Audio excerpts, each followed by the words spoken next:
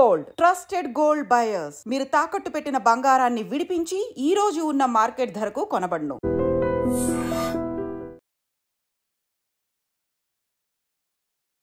నమస్కారం, welcome to I dream. ధర్మ మార్గం విత్ విజిత కార్యక్రమానికి స్వాగతం.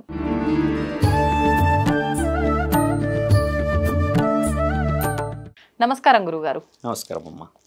గురుగారు, పుట్టుక చావు ఈ రెండు కూడా మన చేతుల్లో ఏదీ లేదు, అంత భగవంతుడి చేతుల్లోనే ఉంది. ఆయన ఎలా రాస్తే అలా అంటాం. కానీ శివుడి భక్తితో మార్కండేయుడు, ఆయనను మించిన భక్తుడే లేడని చెప్పాలి నిజంగా. శివుడికి మార్కండేయుడు అంత భక్తితో ఉండేవాడు. ఆయన భక్తి వల్ల మరణాన్ని జయించిండు, యముణ్ణి కూడా వెనక్కి పంపించిండు ఆయన ప్రాణాలు తీసుకెళ్లకుండా. అంటే దీన్ని మనం ఎలా అర్థం చేసుకోవచ్చు? మన ప్రాణాలు మన చేతుల్లోనే లేవు, ఏది ఎలా ఏ టైంకి డిసైడ్ చేయబడిందో అది అలా జరగాల్సిందే, మనం మార్చలేము అని అంటారు. మరి దీన్ని గురించి మనం ఏం అర్థం చేసుకోవచ్చు అంటారు? మార్కండేయ మహారాజు గురించి మీరు అన్నట్టుగా కొంచెం మెల్లిగా వస్తాం, యముడి గురించి కూడా మంచిగా మెల్లిగా వస్తాం.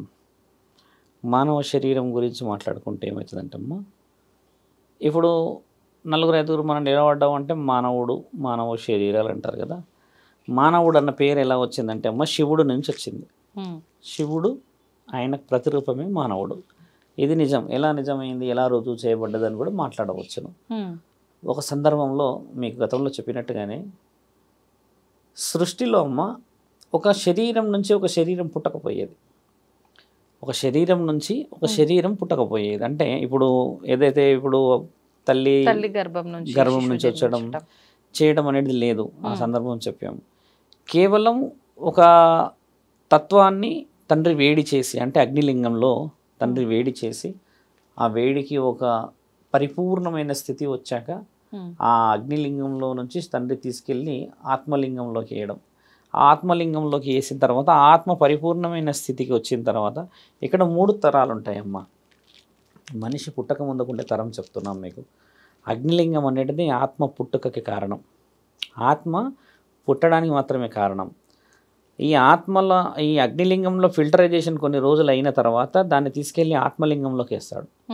ఆత్మలింగం అనేది కూడా పరమాత్ముడి యొక్క హస్తంతో ఉన్నది. ఈ ఆత్మలింగంలో కొన్ని రోజులు కొలువై ఉన్నాకనే గర్భంలోకి వస్తారు. అంటే తల్లి గర్భం ముందుకు రాకముందుకే 2 గర్భాలు దాటి వస్తారు. ఒక గర్భం వచ్చేసి పరమశివుడి యొక్క శరీరం, అంటే మీరు అన్నట్టుగా ఆయన అణువు, శివుడి నుంచి వచ్చినవాడు మానవుడు. అక్కడి నుంచి నీవు పుట్టడానికి సిద్ధమై ఉన్నావు అని చెప్పిన తర్వాత నీ యొక్క గుణగణాలకు ఒక రూపాన్ని ఇస్తాడు ఆత్మ అని. ఇప్పుడు మనిషి పుట్టగానే ఒక ఆత్మ కూడా మనం ఒకవేళ ఉదాహరణ కనిపించింది సినిమాలో చూస్తాం, సినిమా మ్యాటర్ల కోసం. ఒక ఆత్మ ఎలా ఉంటుందని చూడగానే అమ్మ గాలిలో కనబడుతూ చేతులు ఉంటాయి, కాళ్ళు ఉంటాయి, ఈ వెంట్రుకలన్నీ తిరుగుతూ ఉంటాయి, కళ్ళు, ఈ మాట్లాడాలన్నీ కనబడతాయి. ఇప్పుడు ఆత్మకి తల్లి అయితే కన్నది శరీరాన్నే కదా, ఆత్మని కనలేదు కదా. కాబట్టి ఏంటంటే శరీరంలో బిడ్డ రూపుదిద్దుకోక ముందుకే పరమాత్ముడు ఆయన గర్భంలో కంటాడు ఆత్మని. అందుకని ఆయన ఆత్మబంధువు అని అంటారు. ఆత్మని ఆయన మొదట కంటాడు కడుపులో, అంటే ఆయన సిద్ధం చేసుకుంటాడు ఒక రూపాన్ని. ఇప్పుడు ఎలాగైతే గౌరీమాత గణేశుని సిద్ధం చేస్తుందమ్మా పసుపుతో పెట్టి, అలాగా తండ్రి ఆత్మబంధాన్ని అక్కడ సిద్ధం చేశాక అగ్నిలింగంలో నుంచి ఆత్మలింగం, ఆత్మలింగంలో నుంచి గర్వానికి ఇస్తాడు. ఇలా 3 తరాలు అయిన తర్వాత ఏమవుతుందంటే అమ్మ, బిడ్డ పుడతాడు శరీరంలోకి బయటకు వచ్చాక. అప్పుడు తండ్రి ఏం నిర్ణయిస్తాడంటే అందులో ఇది చాలా చాలా ముఖ్యమైన విషయం. మీకు ఎలా చెప్పొచ్చు అంటే, మీరు అడిగిన చిన్న ప్రశ్న కాదు.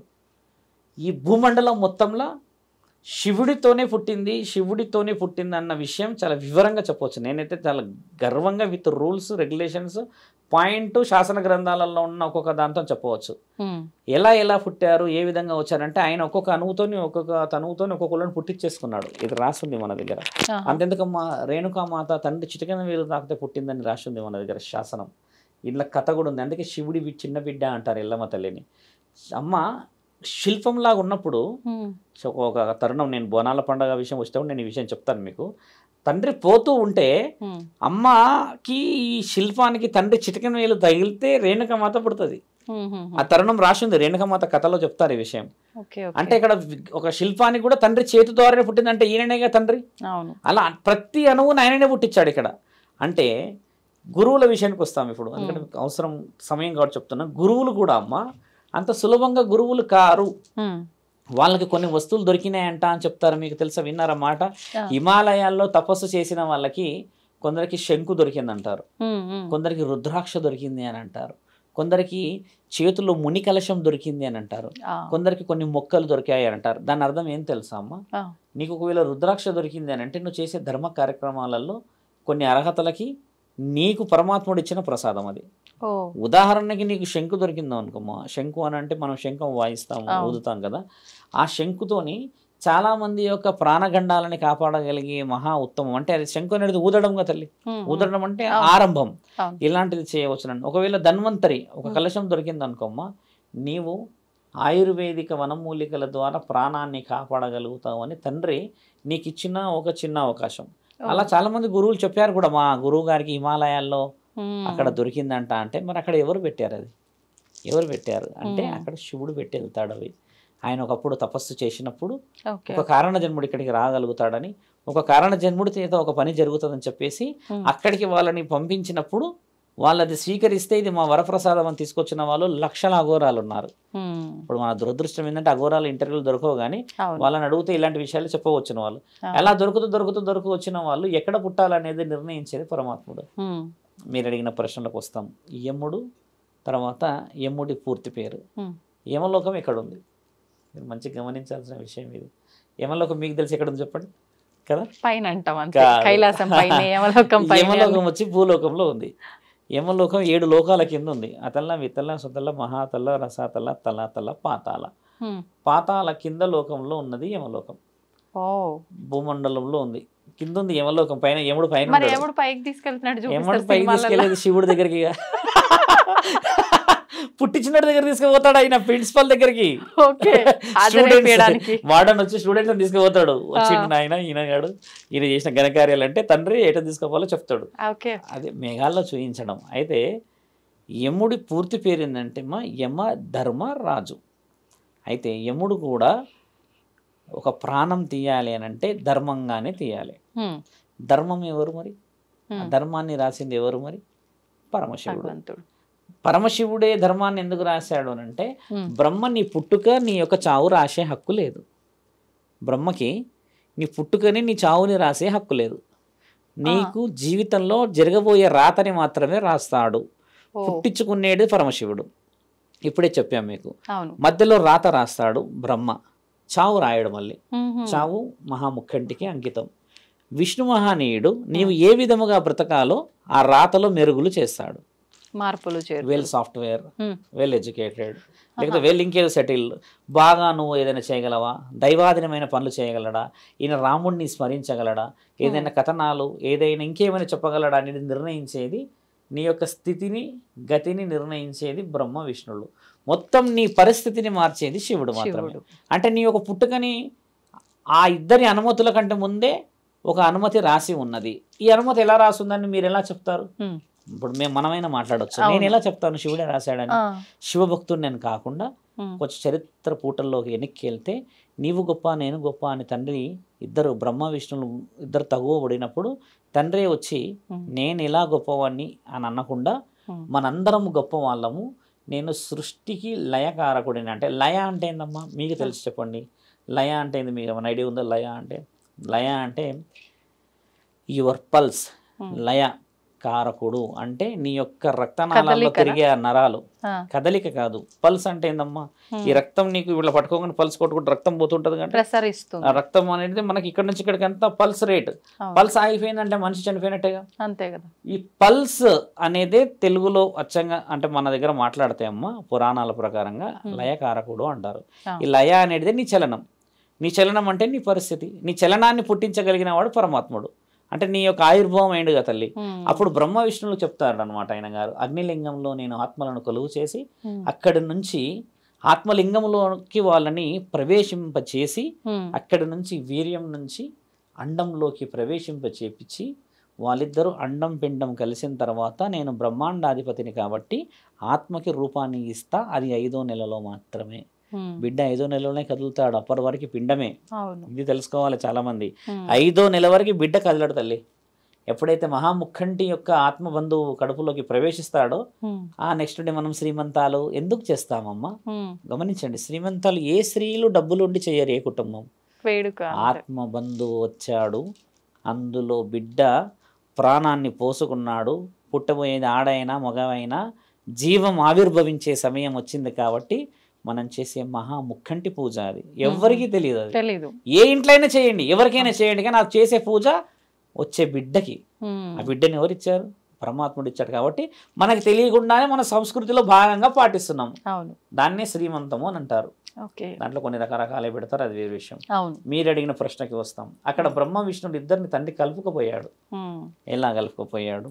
స్థితిగతిని పురోగతిని మనం ముగ్గురం చేస్తేనే కదా మానవుడి యొక్క స్థితిగతి అని అన్నప్పుడు మీరు అడిగిన ప్రశ్నకి జవాబు. అంటే తండ్రి ఎందుకు కారకుడయ్యాడు?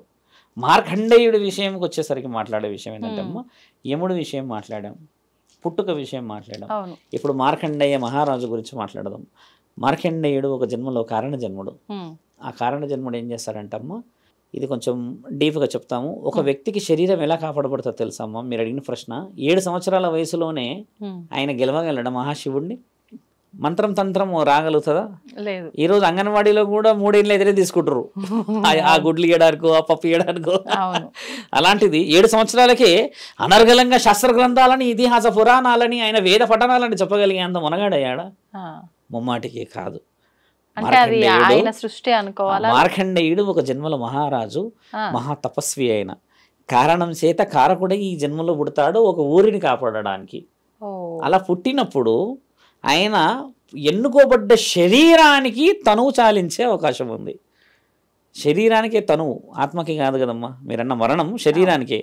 అలా ఉన్నప్పుడు ఆ శరీరం పుట్టుకతను వచ్చినప్పుడు ఓ కారణ జన్ముడు పుట్టాడనేది యముడికి తెలియదు. యముడికి తెలిసిందల్లా ఏంటంటే ఆ రోజుకి ఆ పేపర్ మీద సిగ్నేచర్ పడ్డదా, తీసుకొని వచ్చామా పోయామా, అంతే కదా. అలా వచ్చినప్పుడే శివలింగాన్ని పట్టుకొని తండ్రి 3 సార్లు పిలుస్తాడు మహాముఖండిని. ఆయన గారు వచ్చి, అలా ఎలా నీవు నేను ఇచ్చిన ఒక ప్రాణాన్ని ఆపుతావు యమా అని తండ్రి కైలాసం నుంచి విసురుతాడంట త్రిశూలాన్ని. ఆయన వచ్చేసి ఈ ఎడమ తొడమకి గుచ్చుకుంటాడు ఆ త్రిశూలం. ఇప్పటికీ ఉన్నది. అదంతా మహాముఖండి తన్నే అంత ఆలోచన ఇప్పుడు చేయడు. యముడు కూడా శివుడికి సంబంధించిన వ్యక్తే కాబట్టి అలా చేయడు. తండ్రి త్రిశూలం విసిరినప్పుడు వచ్చేసి అది ఎడమ కాలు ఈ వెనక సైడ్ తొడకి కుచ్చుకోవడం చేత ఈ ప్రాణం నేను ఎలా మరి అని చెప్పినప్పుడు అప్పుడు ఆయన తండ్రి ఆయనకి జ్ఞానోదయం చేస్తాడు. ఇలా జరిగింది, ఈ విధముగా జరిగిందని. అప్పుడు మహాముఖంటే ఏం చెప్తానంటే, నీకు హక్కు ధర్మంగా తీసే హక్కు ఉన్నది కాబట్టి నువ్వు పాశం వేయగలిగావు. ఇంకో విషయం ఏంటంటే, ఈ పాశము డైరెక్ట్గా మార్కండేయుడికి తగలలేదు. అంటే మన చాలా మందికి తెలియాలని చెప్తున్నా, ఈ పాశం వచ్చి శివుడికి తగలడం చేత మార్కండేయుడు ప్రాణం పోలేదు. యమపాశం ఎంత బలమైందంటే ఒకవేళ డైరెక్ట్గా మార్కండేయుడికి తగిలిన ప్రాణం వెళ్ళిపోయేది. అక్కడ మార్కండేయుడు ఏం చేస్తాడంటే, అక్కడ మీరు గమనించి చూస్తే అమ్మా, తెలివిగా శివలింగాన్ని అల్లుకుంటాడు. అంటే ఇక్కడ పాశం ఎవరికి పడ్డట్టు? శివుడికి పాశం పడుతుంది కాబట్టి శివుడు ఆ యొక్క మార్గాన్ని చాలా చాలా చాలా చక్కగా వివరించగలిగాడు అక్కడ. ఒకవేళ డైరెక్ట్గా మార్కండేయుడికి పడితే అమ్మ ప్రాణం ఆయనది కూడా పోయే అవకాశం ఉంటుంది. ఎందుకంటే యమపాశానికి బలం ఎక్కువ, అది రిటర్న్ తీసుకోవడానికి ఉండదు. దానికి తండ్రి మళ్ళీ వేరే ఆల్టర్నేటివ్ వే చేస్తుండొచ్చు, అది వేరే విషయం. కానీ చరిత్రలో మార్కండేయుడికి తగిలిన విషయం ఎందుకు?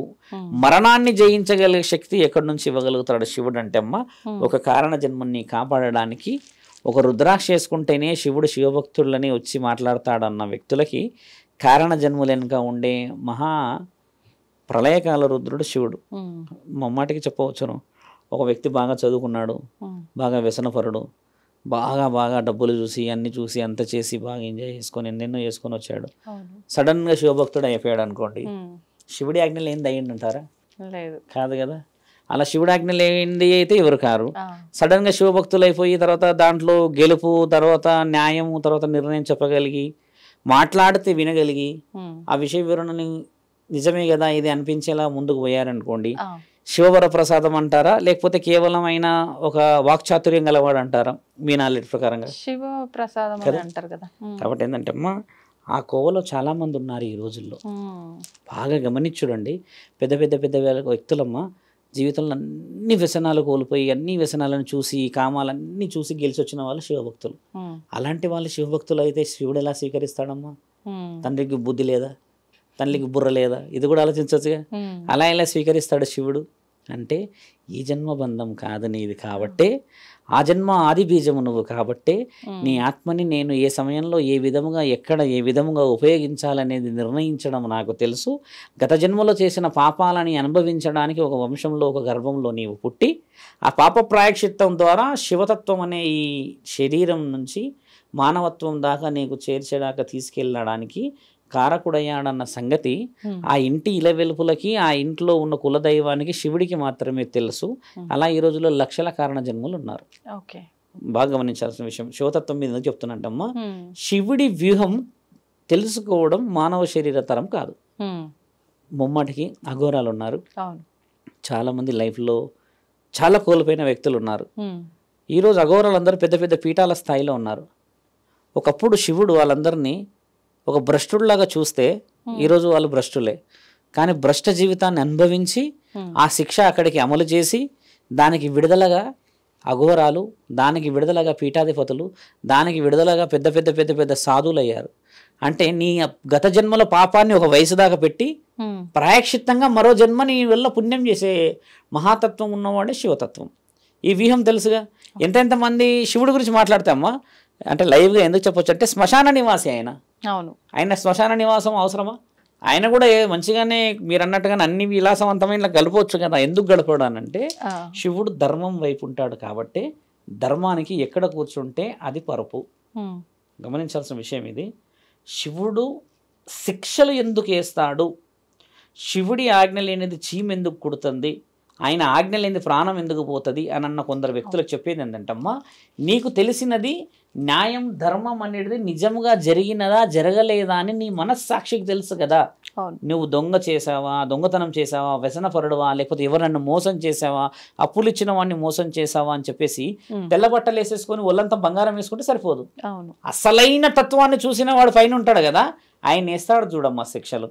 కాబట్టి ఆయన నిర్ణయాలతోనే జరుగుతాయి జీవితాలు. ఇక్కడ శివుడికి చెప్పిన విషయంలో మీరు అన్నట్టుగానే మార్కండేయుడి విషయం కాదు, ఇప్పటికీ కూడా లక్షల కుటుంబాలు కాపాడబడుతున్నాయి అని అంటే ఇంకా పుణ్యం ఉన్నది అని అంటే ఏ జన్మలో చేసిన మన పుణ్యాలే మనని చూపిస్తున్నాయి. ఈ రోజు విశ్వవస్తు సంవత్సరం ఇది మీకు తెలిసిందే. ఈ సంవత్సరంలో అమ్మ మనం మొదట పంచాంగం చెప్పినప్పుడు భూకంపాలు ఎక్కువ వస్తాయని నేను అన్నప్పుడు ఏమైందంటే కొంతమంది కామెంట్లో అంత సీన్ లేదులేండి ఈయనకి ఏదో తెలుసు కదా అని అన్నారు కదా. ఈరోజు మే, ఇప్పుడు కూడా బయట వర్షమే పడుతుంది. మేలో వర్షాలు పడడం మనకు సహజంగా లేదు ఎక్కువ శాతంగా. జూన్లో 12, 13 తారీఖు తర్వాత ఋతుపవనాలు చురుకుగా కదులుతాయి కదా. ఇప్పుడు ఇలా అకాలంగా వస్తున్నాయి అంటే దీని అర్థం ఏం తెలుసా అమ్మ, ఇక్కడ చెడు పెరిగిందని ఒకళ్ళు అన్నారు, కొందరు అన్నారు దేశాల మధ్య యుద్ధాలు జరుగుతున్నాయని కొంతమంది అన్నారు, ఇంకా ముందు ఆడపిల్లలకు రక్షణ లేదు అన్నారు కదా. ముమ్మాటికి ఇక్కడ ఏమవుతుందంటే అమ్మ, ఇప్పుడు మీరన్న విషయంలో ఫిల్టరైజేషన్ జరుగుతుంది ఇప్పుడు సొసైటీలో. ఫిల్టరైజేషన్ ఇప్పుడే జరగాలి. పాపం చాలా పండింది కదా, హద్దు వద్దు లేదు కదా. కాబట్టి ఇక్కడ ఎవరెవరిని ఏమేమి చేయాలనేది ఫిల్టరైజేషన్ జరుగుతుంది. ఇప్పుడు ఈ జనరేషన్లో ఇంకా 6-7 నెలల్లో అమ్మ చాలా భూకంపాలు ఉన్నాయి. ఈ భూకంపాలు ఉన్నాయి అని అంటే మనం చేసిన తప్పిదాల వల్లే వస్తున్నాయి అని అంటే వీటిని చేయిస్తుంది ఎవరు మరి? భూకంపం ఆగడానికి నువ్వు హోమం ఏదైనా చేసావా? నిజంగా ఆగుతుందా? చేస్తే లేదు. ఎవరైనా చేశారా? చేయలేరు. నిజంగా ఆగుతుంది కదా, ఆగలేదా, లేకపోతే దానివల్ల ప్రతిఫలం వస్తుందా అని అంటున్నాం కదమ్మా. అక్కడ మనం ఫెయిల్డ్ పర్సనాలిటీస్ అంటే వీఆర్ ఫెయిల్డ్. ఎందుకంటే మనం చదివే బుక్కులు కల్పితం. ఒకప్పుడు శాసనాల్లో మరి శివుడిని బంధించిన ఋషువులు ఉన్నారు మీకు తెలుసా? దేవాది దేవతల్ని బందీ చేసిన ఋషువులు ఉన్నారు మీకు తెలిసిందే కదా. తల్లిని చంపుకున్న పరశురాముడి కథ తెలిసిందేగా. పరశురాముడు తల్లిని చంపేంత మొనగాడ చంపేసిండేగా. అలాంటి ఋషువులు ఉన్న దగ్గర ఈ ఋషి పరంపర ఉన్న మన దగ్గర అమ్మ మీరు అన్నట్టుగా బుక్కులని నమ్మేసేస్తే మరి వేదశాస్త్రాలను ఎవరు నమ్మాలి? వేదశాస్త్రాలను నమ్ముతలేరు ఇప్పుడు. మీకెందుకమ్మా వేదశాస్త్రాలు ఇప్పుడు 50 సంవత్సరాల నుంచి అంత కల్పితం అయిపోయినాయిగా. అంత ముందుకున్న శాస్త్రాలు వేరు. అందుకే ఇంతకు ఫస్ట్ వాడు ఏమొదలు అంటే 60-70 సంవత్సరాలు ఉన్న పురోహితులదే కొంచెం వాక్చాతుర్యం వేరేలాగా ఉంటుందన్న దానికనే సగం కల్పితమైనే అంటున్నారు కదా. మీరన్న మార్కండేయుడి చరిత్రే కానీ ఇంకొకరు చరిత్రే కానీ నీతో అవసరం ఒక కుటుంబంలో ఉన్నది, నీతో అవసరం ఒక రాజ్యాన్ని పాలించడం ఉన్నది అని అంటే నిన్ను ఆపడానికి ఏ మొనగాడు పుట్టడు. మామూలుగా జరగదు. అది మేము అంటే ఛానల్లో ఉన్నామని చెప్పలేము కానమ్మా. నేను నా లైఫ్ స్పాన్లో మంచి లగ్జరీ లైఫ్ చూశాను. ఇప్పటికి స్నేహితులు ఏమంటారని అంటే మావాడు కాదే ఇది అని ఎదురు చూస్తుంటారు. మావాడి స్టైలే వేరే కదా, అంటే ఆ లెక్క పెద్దది వేరే కదా, అంటే ఆ వైల్డ్నెస్ వేరే కదా, వీడి సడన్గా ఈ విధంగా జుట్టు పెంచేసిండి ఏంది, ఈ రుద్రాక్షలు ఏంది అని ఇప్పుడు సగం మంది సంభ్రమాశ్చర్యంలోనే ఉండిపోయారు. నేనేం ఆలోచిస్తానంటే గత జన్మలో ఏమేమి పాప పుణ్యాలు చేసామో ఇక్కడ దాకా జీవితాన్ని ఆపిండు, ఇక మొదలు పెట్టిండు అని అంటాం. సగం మంది ఇప్పుడు నమ్మడానికి ఆలోచిస్తూ ఉంటారు. అంటే ఒకప్పుడు ఏంది టక్కు టిక్కేసి మనిషి ఎటు పోయేటోడు, ఇప్పుడు ఏంది అని అంటే ఇప్పుడు మొన్న మా స్నేహితులు కలిసారు. స్నేహితులందరూ ఆనందం ఎలా ఉందంటే అమ్మ, ఒకప్పుడు మావోడు అని చెప్పి వెనకాల మాట్లాడిన వాళ్ళు ఈరోజు భుజం మీద చేతేసి దగ్గరకు వచ్చి నిలబడి మాట్లాడుతున్నప్పుడు కలిగే ఆ గౌరవము పరమశివుడి ఆధీనమే. అంతే, గౌరవము కోరుకుంటూ వస్తుంది, ఆ తల్లి రాదు, పరమశివుడి ఆజ్ఞతోనే వస్తుంది అంటారు. దానికి మనం ఎన్ని ప్రయత్నాలు ఎన్ని కష్టాలు పడితే వస్తుంది, ఎన్ని వెన్నుపోట్లు వీపులో దిగితే చిరునవ్వు కూడా కొంచెం మార్పు రాకుండా నవ్వుతూ పోతే నిజంగా నవ్విన నవ్వు స్వచ్ఛమైందని ఈ రోజు తెలుస్తుంది అందరికీ. ఆ రోజు పడ్డ కష్టాలు ఎవరు తెలియదు. ఇప్పుడు ఒకప్పుడు కాలు నేను యాక్సిడెంట్ వస్తుంటే యాక్సిడెంట్ అయినప్పుడు చాలా మంది నవ్వారు, వివత్సంగా నవ్వుకున్నారు, పెద్ద పెద్ద కౌంటర్లు వేశారు, కింద కామెంట్లలో కూడా చాలా పెద్ద కౌంటర్లు వేశారు. ఈరోజు అక్కడ దగ్గరికి పోయినప్పుడు మాట్లాడినప్పుడు చూసిన వాళ్ళందరూ ఏంటంటే శివరుద్ర సాధు చిన్నప్పుడు ఇలా అలా అని అంటున్నప్పుడు కలిగేది ఏందని అంటే అమ్మ, శరీరానికంటే ముఖ్యంగా మనిషి చూసేది ఏం తెలుసమ్మా, మార్పు నిజమైందా కాదా. మరి నిజమైంది రుజువు చేసుకోవడానికి ఇంకా చాలా సమయం ఉంది, ఇంకా రుజువే కాలేదనుకుంటాను నేను, ఇంకా చాలా చేయాలి కదా. అలా పరమాత్ముడు ఆజ్ఞలు ఎన్నో ఇస్తాను. నా ఎగ్జాంపుల్ అని అనట్లేదు, నేను ఒకప్పుడు విచ్చలవిడిగా తిరిగినమ్మా, చాలా చాలా చాలా చాలా. ఇప్పటికీ నా భార్య అంటది కదా, అంటే మారింది చేసినంటే గొప్పగాని కాదు, ఆవిడ వచ్చిన తర్వాత జీవితం చాలా మార్చాను నేను. అంతకుముందుకు కొంచెం అప్పుడు మా అమ్మగారు ఉన్నారు, కోపం ఎక్కువ అంటారు, వ్యసనపరుడు అంటాడు, తిరుగుతారు అంటారు. స్నేహితులతో పోతే మళ్ళీ ఏ టైంకి ఇంటికి వస్తామో కూడా తెలియదు. అలాంటి ప్రతి కలిన తల్లి అదే తరు కాబట్టి అమ్మ, ఎలా జీవితం మార్చుకుంటూ వచ్చిందో ఈరోజు కాషాయం వచ్చి కూర్చున్నాం కదా. ఒకసారి మొన్న ఒక స్నేహితుడు అన్నాడు, ఒకసారి మామూలుగా కుర్తా పైజామా మీద ఒకసారి వస్తే చూడాలని ఉంది అని అన్నాడు. అంటే ఆ మాట అన్న తర్వాత తట్టుకోవడానికే 4-5 రోజులు పట్టింది. మీకు అంత బాధ అనిపించింది, ఎందుకంటే ఒక ఆలోచన వచ్చేసిందంటే అమ్మ దాన్ని ఎన్నికి తీయకూడదు. ఇక తీసేసినామంటే ఇంకా విలువ ఉంటుందా, ఉండదు. ఇప్పుడు ఎవరిదో పెళ్ళయిందనో ఎవరిదో అదైందని చెప్పి తీసేస్తే నా మనస్సాక్షిని నేను మోసం చేసినట్టే. ఈ మనస్సాక్షిని ఎవరు చూస్తారు, పైన డైరెక్ట్గా ఆయననే చూస్తాడు. పెట్టుకుంది ఏంది మనం శివుడి యొక్క తత్వంతో ఉన్నప్పుడు ఆ తత్వం మొదట రావాలంటే నువ్వు కొన్ని కోల్పోవాల్సి వస్తుంది. అన్నిటికి పోయి నేను అన్ని విలాసవంతం చేస్తానంటే అమ్మా, మీరు మార్కండేయుడిది చాలా పెద్ద విషయం పోయారు కదా, అంతకంటే పెద్ద పెద్ద పెద్ద పెద్ద ఎక్స్పీరియన్సెస్ లైవ్గా ఉన్నారు. మార్కండేయుడిది పురాణం లైవ్గా మాట్లాడితే అమ్మా చాలా మంది మారిన వాళ్ళు ఉన్నారు కదా, దాని వల్ల సమాజం ఎంత మారింది మీరు గమనించి చూడండి. మీరు అన్నట్టుగా ఏంటంటే అమ్మా పరమాత్ముడి ఆజ్ఞతోనే అవుతుంది ప్రతిదీ కూడా. న్యాయం ఉన్నదనుకో అమ్మా, నిన్నెవరు ఏం చేయనికి రాదు. చాలా మంది శత్రువులు వెనక ముందే కానీ విజయం మనదే. ఈ రోజు నీ స్నేహితులు నిన్ను మెచ్చుకుంటున్నారు అని అంటే నీ స్నేహితుడని, ఈ రోజు నీ స్నేహితులు వెనకాల ఒక మాట అంటున్నారంటే వాళ్ళు నీ స్నేహితులని. థర్డ్ పర్సన్ అయితే అనలేడు, నీ గురించి తెలిసిన వాడే అంటాడు. కాబట్టి ఏంటంటే నీ స్నేహితులు నిజంగా నువ్వు ఏదో తెలుసుకున్న రోజు నిజంగా మనం నిజంగా శివభక్తులం అయినట్టే కదమ్మా. అది మీరు అన్న ప్రశ్నలు. మంచి విషయాలు తెలియజేశారండి, ధన్యవాదాలు. తవ్వుతున్న శివలింగం సరే దాన్ని అట్లా కప్పేసేయండి, చూపించదండి. కృష్ణ ఇస్ దేర్, మూర్తి పూజ కాదు, సాక్షాత్ బ్రజేంద్ర నందన భగవాన్ ఉన్నారు మూర్తిలో. ఏమీ ఆశించకుండా ఆరాధించే వాళ్ళు కూడా ఉన్నారా ప్రభుజీ? నిజమైన భక్తి అంటే మనకు తెలియదు కాబట్టి